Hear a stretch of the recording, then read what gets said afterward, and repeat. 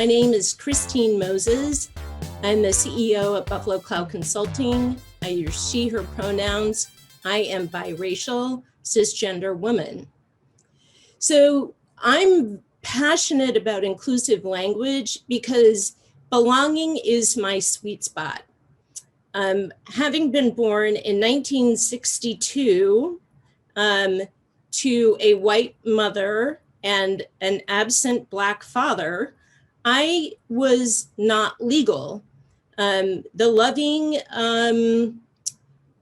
loving legislation did not pass until 1967. And so I'm always on the outside as a biracial person. And so my first term that I want to talk about is biracial.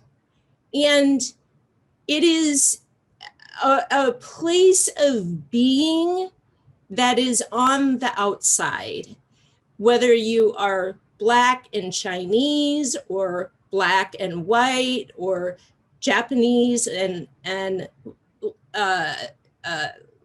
Latin.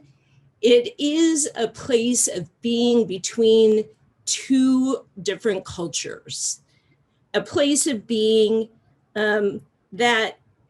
that requires a great deal of fortitude and a great deal of self-knowledge.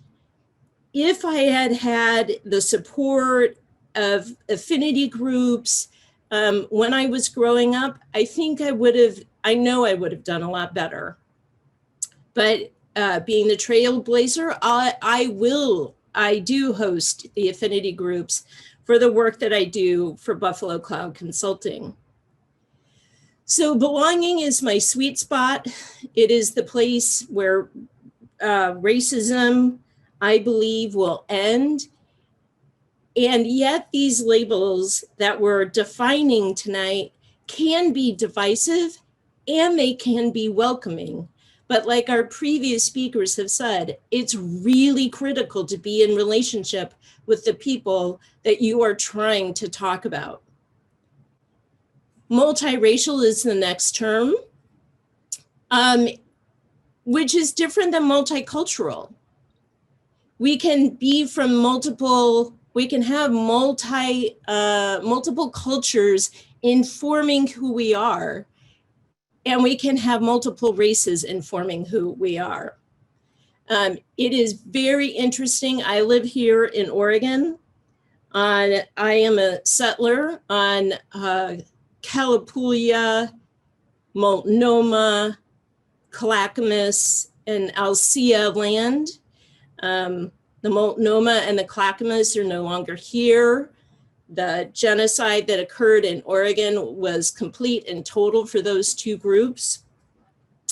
But here where I live, multiracial and biracial are the fastest growing historically underrepresented groups in our schools. And having a biracial or multiracial perspective upbringing is very different than a white upbringing, than a Black upbringing, than a purely Asian upbringing, depending on where those parents are from. And so my next term, which I'd like to look at, BIPOC and BIMPOC. BIPOC emerged in 2013 as Black, Indigenous, people of color. And in my doctoral work right now, I'm using the term BIMPOC, Black, Indigenous, multiracial, and people of color, as a way to bring forth this other way of being. Both of these terms in the research are considered othering and sometimes inclusive. And it really depends on who you're speaking with. For me, when I'm leading my equity trainings, I am going to talk about the specific group that I want to talk about. I will name Black people. I will name Latinx community. I will name the Asian community or the indigenous community specifically.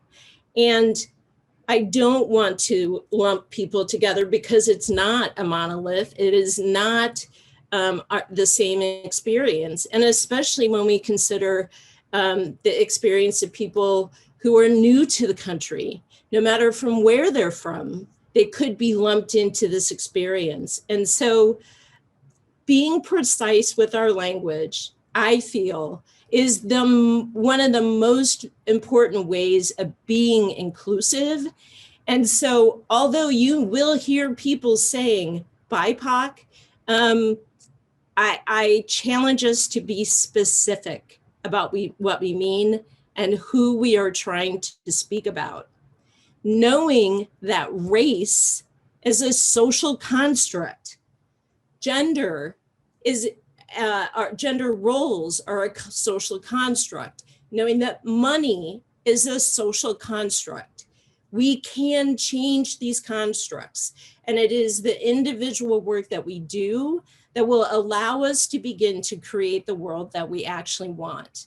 And I think the strategies that have been talked about so far in terms of being able to acknowledge, ask, assign, and resign are so important in our personal relationships, because that's where ending racism is going to happen. And that's what that is really the point I want to make tonight, is that being specific and being in relationship with people will allow us to be inclusive in our language and inclusive in the creation of the world that we want.